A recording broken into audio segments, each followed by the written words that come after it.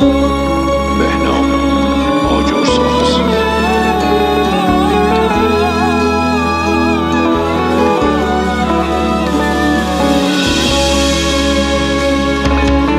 Bir cümə akşamı yenə qəm gəlir, aynanın sözləri çox ağır gəlir.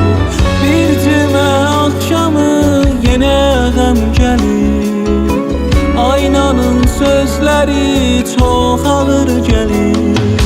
Gəlib keçən ömrüm xəzan